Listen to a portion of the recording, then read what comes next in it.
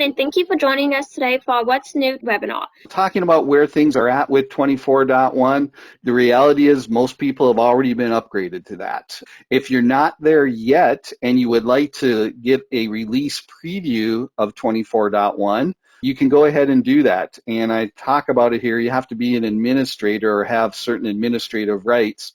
But you go into Setup Company Release Preview and you can sign up and say, hey, I'd like to get a release preview environment. If you want to learn more about it, you can add what's called the new release portlet. This gets added automatically to your dashboard. You can always go into Help Center or Suite Answers and just look for New Release Notes 2024.1. It'll take you to the release notes so you can always look at what new features have been added. So a quick summary of this release. There wasn't really anything what I would call revolutionary in this release, but there are certainly some interesting evolutionary things added. They've invested more in AI, and that will be an ongoing theme. Oracle is big into AI. So this is everything we're going to go through in today's demo for this. Let's just go ahead and dive right in and start showing some of these features. We've talked about for the last two releases about how two-factor authentication with SMS is going away. It's already gone away for new users. You're not able to use it. Now for existing users, this is going away. You'll want to switch to an authenticator app. We suggest this authenticator.cc. All right, the next thing that's kind of cool, NetSuite has now added the ability to mark customers and items as favorites when you're doing a sales order. The first thing you need to do is go into your preferences. Within this, go to your General tab and click on this checkbox that says Allow Favorites in dropdowns.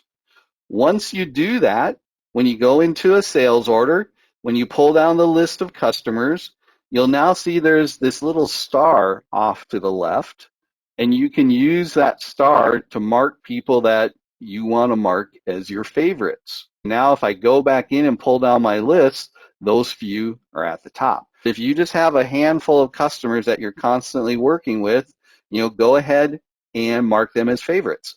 You can do a similar thing with your items. So if I come down here to items and I show my list, I now have stars down here as well. So I can mark a few of these as my favorites that I work with on a regular basis. Next, let's talk about a little bit in global search. So up in global search, NetSuite added the global search results, but also the current page results. You can now collapse these things. So I don't want to see all those current page results. The next thing that they added, if you work with a lot of transactions that involve items, it is in item tables, you can now show the display name. So in the past, this field, display name, was not available. What really does this item mean? I'm not sure what HDW00008 is, so they would add the description in here, but the description could be, extremely long, so it took your whole real estate. Now they've finally added display names, so now I know, HDW00008 is a hinge. The next thing is something that's long overdue, which is masking bank account numbers. When you have vendors or customers where you have their bank account information to be able to pay them or get paid by them, the way you set this up, you go into Payments, Setup, Electronic Payments Preferences. And there's a new checkbox where you'll say Mask bank account number. You just check that. This is the old version of it. When you would look at it, if you had the rights to this, you would see a bank account number. Now your bank account number has stars. While we're talking about electronic bank payments, there's one other thing. If you have custom payment file formats, in the past, when you would make modifications, if you messed up for some reason, you lost those changes forever. Well, now what they've done, they've added a new field down here. It is this additional logs, and it will track those payment format file template changes. Let's switch over to revenue recognition. Those of you that do field mapping on your revenue recognition, know that it's a bit of a challenge sometimes, and often you need to engage someone like us to come in and do scripting. NetSuite has now added this new revenue recognition field mapping screen. So now you can get very precise, right? I'm going to say I want to take something from the transaction line of the sales order, and the field is sales effective date. And on my revenue arrangement, I want that to go to the start date. And I can say when I want it to start happening, all that type of stuff. But all I do is save this and away I go. So now I can map any type of custom fields to any other type of fields. I don't have to get involved, with scripting and that type of stuff. All right, now let's switch over to those people that have a lot of inventory, and especially if you potentially have a third-party system or some other thing that is defining your work orders. Up to now that you have not been able to import work orders. Well, no more. You now, under import, you have the ability to import work orders. The next thing, so in 23.2, we showed the new Suite app around work instructions and Traveler.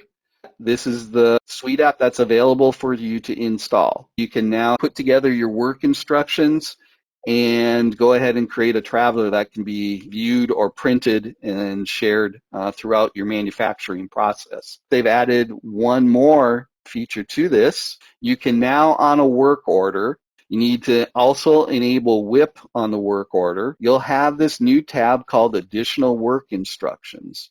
And so with that, you can put in instructions that are specific for this work order. So now when you print the Traveler, it will include those work order specific instructions that you've added on the work order.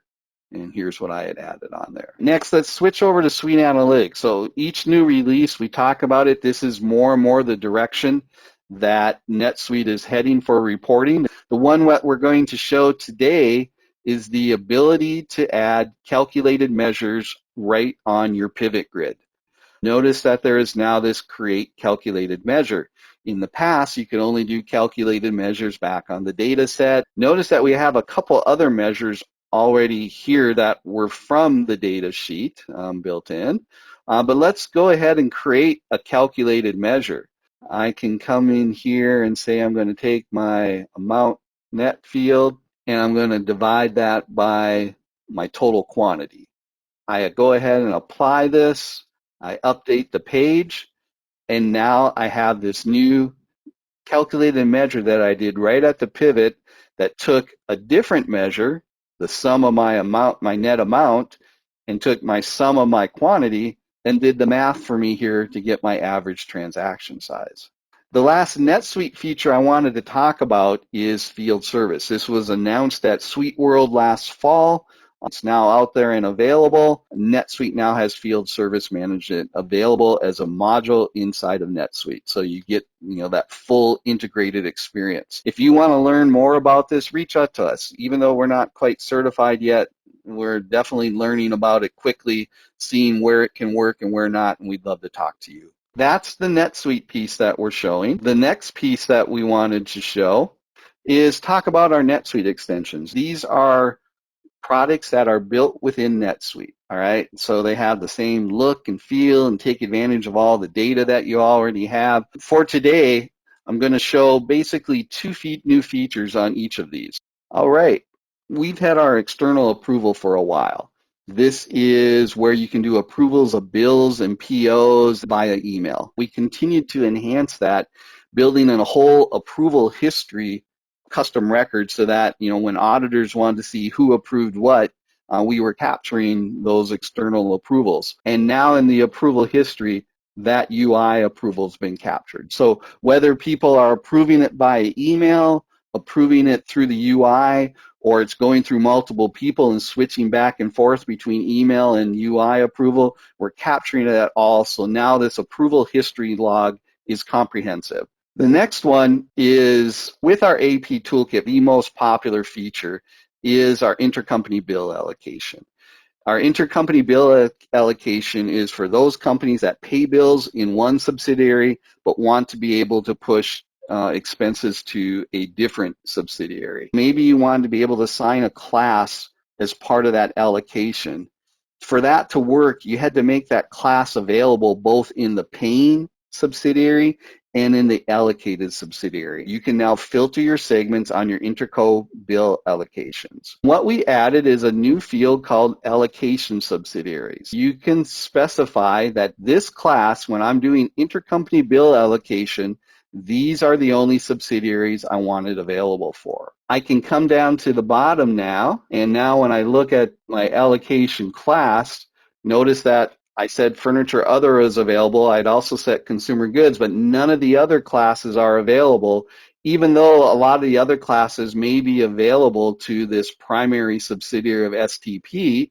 Down here for SOR, I've limited it to this, and away you go. On our AR toolkit, so with our customer portal, one of the big things we've added there is convenience fees. A common request has been, hey, we'd like to also be able to do convenience fees for payments that are done inside of NetSuite, not just through the customer portal. We don't quite have it there for all invoice payments inside of NetSuite, but what we have done for this release is now allow you to go ahead and set up convenience fees if people are using autopay.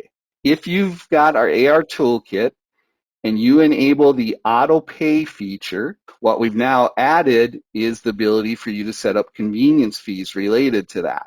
So when these are enabled, when we do that auto payment, if convenience fees have been enabled and for that, we will create that convenience fee invoice, create the payment for the total of both the original invoice and the convenience fee invoice, automatically apply it to them. One of the other really popular features from our AR toolkit is consolidated invoices. When this feature is enabled, basically you would mark customers to be included in consolidated invoicing. You could also mark individual invoices for them to be excluded from it, but then periodically, typically at month end, you would go ahead and run consolidated invoicing, and we would roll those all up into a consolidated invoice for that customer. We now have added a consolidated invoice management screen. So you can put your dates, what the date you want the invoice to be, and you can go ahead and pull up a list. It will show everything that's eligible to be consolidated based on the customer being marked as a consolidated invoice customer and the invoices not being marked to exclude. But now you can go through, if you just say mark all, it'll run just like it always has in the past, but instead you can come in and just say, you know what, I only want to, for this customer, consolidate these invoices and not the rest. And everything else about consolidated invoices stays the same. Let's go ahead and switch over to Billfinity. Billfinity also has the ability to do auto pay, so that as your subscriptions are invoiced, if auto pay was enabled on a global basis, those invoices would be paid. We've now gone ahead and added the ability on particular subscriptions, you can go ahead and check the auto pay box. When we create that renewal invoice, we will go ahead and auto pay it. So you can now have the global setting, or you can have it set individually. Now, the other thing that we're going to be adding currently in unit testing, so I won't show it in action, we are going to add the payment method dropdown on the subscription as well. What that will do is list all the payment methods that have been set up for this customer so that you can say, I want to use this payment method when I do invoicing for this subscription. Let's go ahead and switch over to our customer portal. We've added quite a few new features. Customers can now opt in or out of autopay. I will note that this only works on the customer portal if you also have the AR toolkit. The other thing that we've done, as many of you know that have our customer portal, we have the ability for people to go ahead and upload files for you. What we've done is we've added a file upload custom record, a log file. And so now when you go to a customer and we go over to customer portal, we've always had our login audit trail. We now have this customer file log. And so this will show any file uploaded through the portal. It'll show when it was uploaded, who it was uploaded. If they uploaded it onto KES, it will show the related case, so you can keep track of all that. And then you can also have a link to the file in the file cabinet. You can put reminders on this for anytime anything new comes in here. It's a record, so you can workflow against it and do anything else you want to do. So a lot more capability around document management. Let's switch over to Easy Assets. So Easy Assets, the main thing we changed there is Easy Assets now has its own dashboard. We're starting off with it as an empty dashboard, and we'll work with you to set this up. And it's got its own center tab up here now. The lists are here, the management stuff's here, the reports here, setup, it's all together. Over to ERP Toolkit. So our premium version of our ERP Toolkit, we added the ability to do intercompany bank transfers. As you know, if you do bank transfers in the same subsidiary, there is a feature in NetSuite under bank transactions to go ahead and do that. But if you want to do it between different subsidiaries, you have to go do an intercompany journal entry. Well, what we've gone ahead and done, you can now go ahead and enable this feature. Tell us what clearing, what offset account you want to use, because we're going to do an in and an out on that intercompany clearing account. And then tell us, do you want to map any fields when you're on the journal entry? Now you can go into transactions banks. In addition to the normal bank transfer, we now have our Interco transfer funds. Just pick the account you want to start from, pick the account you want to go to. We'll show you the subsidiary it's going to hit over here. You can see we're using the intercompany clearing account you set up. You can override that if you want. Put in your $1,000. You go ahead and submit that. And that's all there is to it. We'll go ahead and create the intercompany journal entries. Vendor portal, I'm going to talk about it, but not show it. But basically what we've added is, those of you that use our customer portal know that our premium version has the ability for your end customers to manage their own contacts. They can give other people access within their organization to the customer portal. We've now extended that over to the vendor portal. Then the very last thing is our PM toolkit. We introduced this last fall. So the first thing that we added is to make it a little easier to close projects. So currently when you close a project, you must also close the task. We've added a button up at the top called Close Project. You just go ahead and click on that button. When you click on that, we will go ahead and close the actual project as well as close all the tasks. You don't have to do those one by one. The other thing that we added is we added a new project profitability report. All right, now what we've tried to do with this, because there's so many complaints about the built-in project profitability report, it really is as simple as this. You come into your account setup, and for any of your revenue and expense items, we've added new checkbox that you can say, hey, for PM Toolkit, is this considered revenue labor, or is this considered revenue expense, or cost labor or cost expense, right? And if you do that, then anytime something is booked to this account to a particular project, we know how to categorize it. We also capture any time entries that are done against the project, and we use the labor cost that is on the employee record. And we end up getting you your revenue for labor, your revenue for any pass-through expenses or third-party expenses, giving you your total revenue, and then same on the labor side, and we pull it all together for you. The nice thing is this is easy to export to Excel or CSV, and you can also, for any of these, drill into the details. It will show you any transactions that have been posted. Again, if you'd like more details, please feel free to reach out to us on that. Wonderful. Thank you, Glenn, and thank you all for joining us today. Please do reach out if you have any remaining questions. We look forward to hearing from you and seeing you all at our next webinar. Thank you.